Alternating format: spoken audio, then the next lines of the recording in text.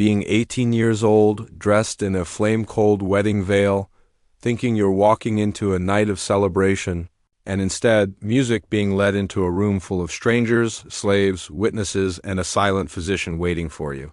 You were told this was a tradition. You were never told you would be examined. You were never told your body would be documented. And you definitely were never told the ceremony would involve a wooden figure standing in the corner beneath a heavy cloth. A figure everyone in the room already knew the purpose of. In a few minutes, you'll understand why the cloth is there. In a few minutes, you'll understand why your mother cried while fixing your hair that morning. Music. And in a few minutes, you'll realize your wedding night isn't about love at all. It's about music verification. This isn't fiction. This was marriage in ancient Rome, a ritual so disturbing that Roman music historians avoided describing it directly and early. Christians tried to wipe it from memory, music, entirely. By the time that cloth is lifted, Livby will learn the truth behind the ceremony. Rome hoped music, the world would forget, and you will too. The year was 89 CE. The emperor ruled Rome with iron certainty. Music, and 18-year-old Livia Terza was about to discover that Roman marriage had two music faces, the public one. Saffron veils, scattered walnuts, cheerful songs, and the hidden one performed behind sealed doors in front of people who might one day be called to repeat every detail before a magistrate. What she was about to endure, music, was a ritual so uncomfortable that ancient Roman historians avoided describing it directly, and one that Christian writers later attempted to music wipe from memory entirely. Before we go any deeper into this story, if hidden horrors of the past fascinate you, subscribe to Grim Music History, hit the like button. And once you reach the moment that unsettles you most, music, tell me where you're watching from. Let's begin. Before this night, before the witnesses and the cloth-covered figure, the day had begun with beauty. Her wedding procession had been almost dreamlike. Livia wore the traditional music, flame-cold veil, the flamium, marking her unmistakably as a bride. Music. Her hair had been arranged at dawn, parted with a spearhead, and woven into 6 braids secured with woolen ribbons. Every detail followed strict music ancestral practice. At the temple, the sacrifice went smoothly. The priest had read favorable omens from the sheep's music, glistening entrails. Her father had recited the ancient formula that transferred music, her from his legal authority to her husband's, and she had spoken the words generations music of brides had whispered before her. You be two gas ego, where you are gas ing, a vow announcing that she no longer belonged to herself. Her new music husband, Marcus Petronius Rufus, a wealthy grain merchant 25 years older, had met music her only 3 times before that day, yet, by law, the ceremony had already made her his. Or rather, music, it had started the process. Because in Rome the ritual in public was only the beginning. The truly binding moment waited at music, the end of the torch-lit procession through the city, inside a house she had never entered, surrounded by people she had not agreed to meet. The crowds lining the streets had sung the traditional fascine music verses, crude, explicit, deliberately embarrassing, meant to amuse the gods and music keep evil spirits at bay. Young men shouted suggestions through the veil that made Livia's face burn with humiliation. Her mother had told her the songs were harmless, meant music to protect her.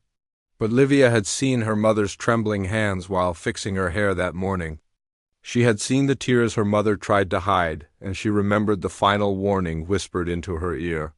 Do not, music, resist. Whatever they ask of you, do not resist. It only makes everything harder.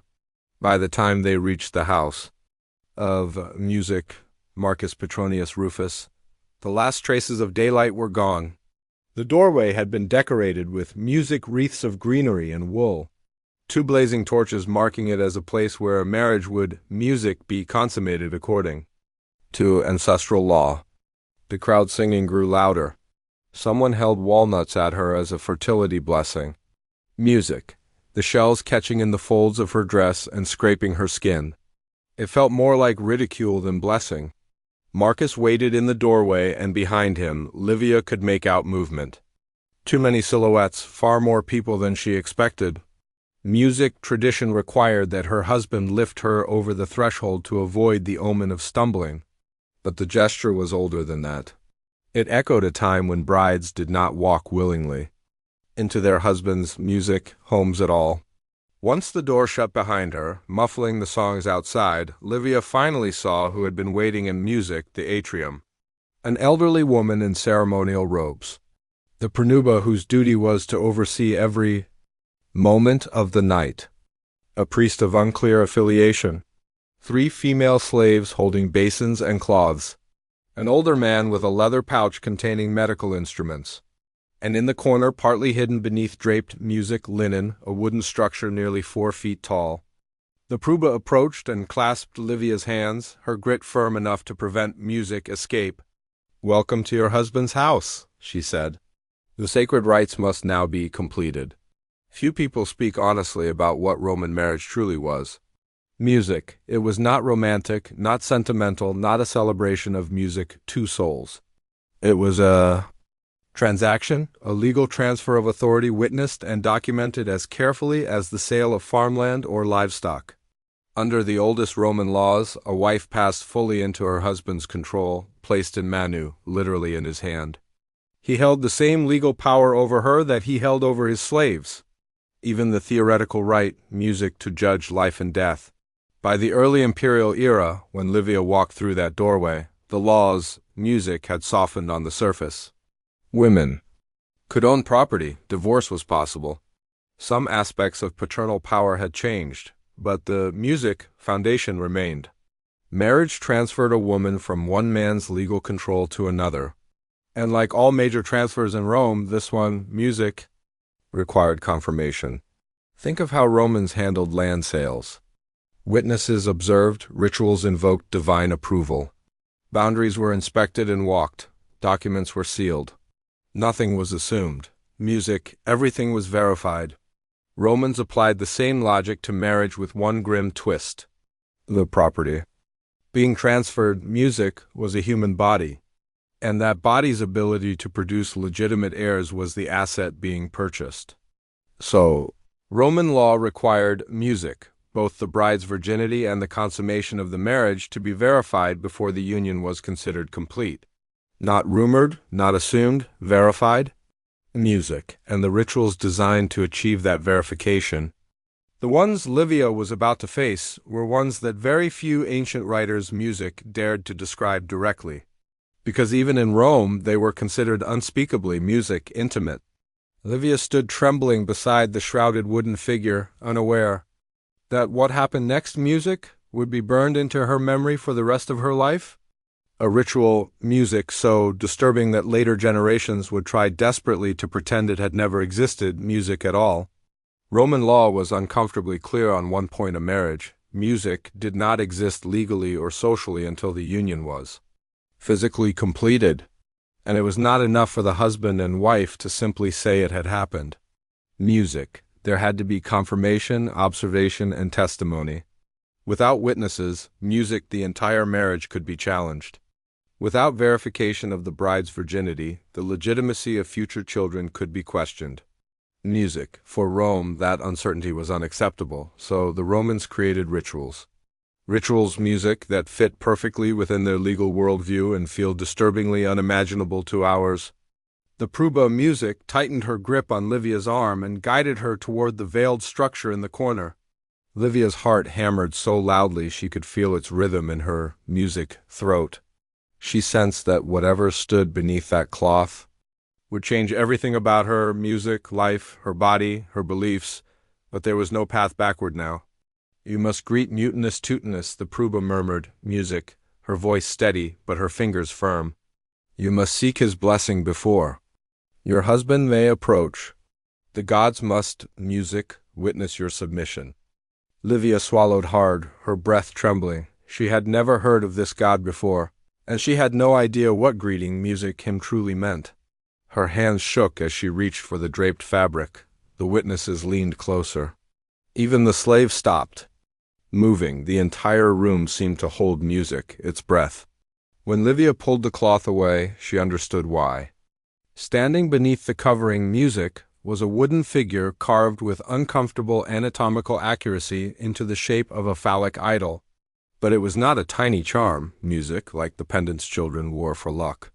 It was not a crude scare figure, placed in gardens to ward off intruders. It was deliberate, intentionally proportioned, built for one purpose.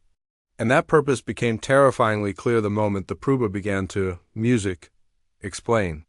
Mutunus Tutunus was Rome's shadowy deity of initiation and fertility. Music. Ancient authors mention him only briefly and always with a sense, music of embarrassment, as if the very name felt indecent.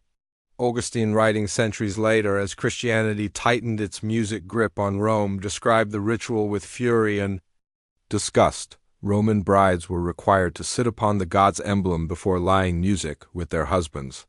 And they did so in front of witnesses. He condemned the practice music, but he did not invent it. Other early Christian writers referenced the same rite, hinting that it was too shameful to describe openly. Arnobius claimed brides' music were made to straddle the cymbal while their new spouses watched. Lactantius Music argued that speaking of it polluted the tongue. Even Varro, a pagan music scholar centuries earlier, mentioned brides being presented to Mutunus Tutunus with phrasing that suggested physical contact, though he carefully avoided detail. Modern historians uncomfortable with the implications. Music often downplayed the descriptions, suggesting perhaps brides only sat lightly on the statue's lap in some symbolic music gesture. But the ancient language does not support this softer interpretation. Augustine used insedere, music, a word meaning to settle onto, to mount. Arnobius's phrasing suggested penetration. Lactantius Music refused to describe the details at all, something unlikely if the act had music been a mere symbolic touch. The official explanation, of course, music was fertility. The unspoken purpose might have been something else. To break down resistance, to demonstrate submission before witnesses, to prepare a virgin bride for what the law required, music. Next. Livia stood frozen before the wooden god, the flickering lamplight throwing its grotesque, music silhouette across the wall. The Pruba moved behind her, adjusting her posture, arranging her body, guiding her without gentleness. Music. The witnesses watched in absolute silence. Her husband watched. The physician waited behind them, hands clasped, prepared music for what came next. And in that moment, Livia finally understood the meaning of her mother's trembling music warning. The obscene street songs, the secrecy, the dread. She understood what being a Roman wife would truly demand. Technically, she could refuse, but refusal meant the marriage contract would collapse. She would return music to her father's home, not as an honorable bride, but as a discarded woman, music, damaged, untouchable, unmarriageable. She would disgrace her family. She would become a source of shame, whispered about at music dinner tables. Her life, as she knew it, would be over, so she did not refuse. When the ritual ended, slaves approached with warmed, scented water. They washed music, her carefully murmuring prayers intended to purify her after her contact with the god. But the cleansing had a music's second purpose, a more practical one. It prepared her for the examination. The physician, who had been watching, silently now stepped forward. Music and Livia felt her stomach drop. This part, too, was not optional. In marriages involving wealth, music, lineage, or political standing, Roman brides underwent medical verification, music, before the ceremony. A midwife or physician documented the bride's virginity. The records of that examination could later decide disputes, music, about inheritance or legitimacy. The texts preserved by Roman medical writers, cruel in their precision, leave no doubt about what the examination involved. That first examination conducted earlier established music, the starting point. It declared Livy untouched, an asset unaltered as Roman law saw it. Music. Now came the second examination. This one checked that the ritual with Mutunus Tutunus had been carried out, that the physical signs matched earlier documentation that she was, according to Roman logic, ready. Everything occurred with the witnesses present. Their statements could later be demanded in court if the marriage was ever challenged. Music, and not one person in that room seemed to feel the slightest discomfort about what was being done to her. Modern readers recoil at these descriptions. What feels invasive, humiliating, and traumatic to us was to music Romans simply a matter of legal procedure. The bride's comfort did not factor into the equation. Her emotions were as irrelevant music as the feelings of a field being surveyed. Before sale, property did not have feelings. Music, property was transferred and the procedures had to be followed. When the examination was finally complete, the PNUBA led Livia toward the bedchamber, prepared music for the consummation. The room was arranged exactly as tradition required. The bed was positioned so that it could be easily seen from the doorway because that music doorway by custom would remain open through the night. Oil lamps burned music steadily, casting enough light for the pruba to observe without interruption. Slaves waited nearby music to assist afterward. Every part of the room felt staged, arranged, music prepared for a ritual Livia could not escape. Marcus entered at last. Music, he paused at the doorway, glanced at the watching pruba, and stepped toward the bed. His face betrayed something Livia did not expect. Not confidence, not desire, music, but unease. As if even he understood that what was about to happen was not an act music of intimacy, it was an act of verification. And the night was only beginning.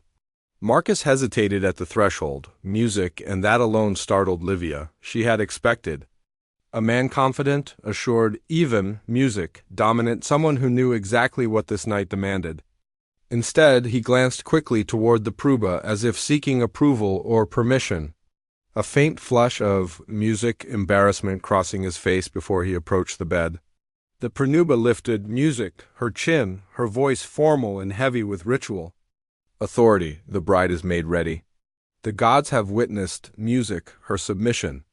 Let the union be completed according to the customs of our music ancestors. Let those present affirm the act. Let no doubt remain that this woman has become a wife. Her tone left no room for hesitation. What followed unfolded slowly, hour by hour, under the unblinking eyes of those assigned to observe. The pranuba stood. Watch from the doorway, stepping forward only when tradition required instruction. Music, occasionally adjusting something, occasionally correcting Livia's posture or Marcus' approach, ensuring that every part of the consummation aligned with legal expectation. The door stayed, music, open. Lamplight spilled into the corridor. Anyone in the household could hear the movements, the voices, the ritual commands. Every sound was part of the documentation, part of the evidence. Nothing about that night was private. Nothing was meant to be. For Livia, the bedsheets might as well have been parchment, and her body, the ink Rome demanded to finalize the contract. Everything that happened was a music form of verification. One last step to make the transfer of authority unchallengeable. By dawn, the air felt heavy, the lamps burned low, and the physician music returned. He stepped inside with the same clinical detachment he had shown earlier. His music task was simple. Confirm that consummation had occurred and that Livia now bore the physical marks expected music of a woman who had crossed from virgin to wife. Disexamination was recorded. Music. The pranuba gave her sworn testimony. Witnesses nodded in acknowledgement. The legal transformation was complete. Livia Teresa, barely 18, was now officially a Roman wife. Her role, music, her identity, her future had all been reshaped within a single night. She would go on to have children for over the next decade. She would oversee her husband's household, music, host dinners, manage slaves, perform religious duties, and carry herself with the composure expected of a matron. To the outside world, she would appear music, dignified, capable, respectable. But about her wedding night, she would speak to no one, not even her own daughters. Music. There were no words for it, and in truth, she had never heard another woman speak of theirs either. Livia's silence was not unusual. It was universal. Women of her world did not, music, record these experiences. Men did not document them in personal detail. The rituals were so deeply embedded into the structure, music of marital life that describing them would have seemed unnecessary, like explaining daylight or breathing. Everyone already knew, and yet no one spoke. That is why historians today struggle to reconstruct what truly happened behind closed doors in ancient music households. Much of what we know comes from fragments, angry denunciations by Christian writers, music, shreds of legal commentary, offhand references in medical treatises, and archaeological hints whose meaning becomes clear only when placed beside these scattered texts. The music absence of detailed accounts is not evidence of conspiracy, it is evidence of familiarity. The rituals, music, were the water. Roman women swam in so omnipresent that describing them felt pointless. For nearly 1,000 music years, this was marriage in Rome. Generations of brides walked the same torch-lit paths. Generations, music of mothers whispered the same warnings. Generations of young women endured the same music, night, the same witnesses, the same scrutiny. The system endured because everyone, men, women, families, priests, music, accepted its logic. Property had to be verified. Legal transfers required witnesses. Marriage produced legitimate heirs and therefore needed proof. Women were the conduit through which family lines continued. It made sense, music within itself, even as it feels monstrous to us. The end of these practices did not come from Rome deciding music it had gone too far. It came from outside, from the spread of Christianity and the transformation of Roman values in the 4th and 5th centuries. With new theology came new assumptions. If women had souls equal to men, they could not be treated merely as property. If marriage was a sacred sacrament, music, it could not include rituals the church deemed obscene. If modesty was a virtue, the presence of witnesses during consummation became intolerable. The shift was not instant. It was music, not easy. It was not complete. But gradually across cities and elite households, music, the old ceremonies were abandoned or reshaped beyond recognition. And with them went the evidence. Statues of Mutunus Tutunus music were smashed or buried. Texts referencing the wedding night rituals music were quietly removed from libraries or left to decay. Wall paintings hinting at the rites were plastered over. The Pruba's duty shrank from music active supervisor to symbolic attendant. Within a few generations, music, the full knowledge of what Roman weddings had once required, vanished. Remembered only dimly in obscure manuscripts, music, read by curious scholars centuries later. The Christians who reshaped Rome were not merely scrubbing away embarrassing details. They were forging a new civilization atop the ruins of the old, while refusing to acknowledge what those ruins had once supported. They succeeded almost completely. Music. Today, most people imagine Roman marriage as saffron veils, festive songs, and scattered music, walnuts, a charming blend of ritual and romance. But fragments survive. Fragments always survive. Livia. Tirsa died around 31 CE, roughly, music, 60 years old. She had been a wife for more than 4 decades. She had raised music, children. She had fulfilled every expectation placed upon her. But what did she remember when she thought of her wedding night? Did she relive the fear, music, the shame, the powerlessness? Did she make peace with it over time? Did she hope her daughters would endure something milder? Or did music she accepted as unchangeable, simply the way things were? We cannot know. She left no music, written record. Roman women of her standing were not expected to. The silence surrounding these rituals comes from women whose experiences were never considered important enough to preserve. Music, whose bodies were central to legal systems, yet whose thoughts were irrelevant, music, to the histories men wrote. We know what was done to them. We rarely know what they felt. Yet we know music enough to understand why generations tried so hard to erase this aspect of Roman life. Rome is often idealized as the foundation of music, Western law, order, and civilization.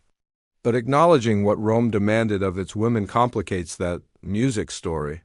It shows us that brutality and refinement can coexist. That legal sophistication can operate music alongside systematic dehumanization. The rituals are gone, but the women who endured them, music, were real. For Livia, for her mother, for her daughters, for countless unnamed brides whose wedding nights were rituals of control, music, scrutiny, and verification, they lived. They endured and music, were silenced.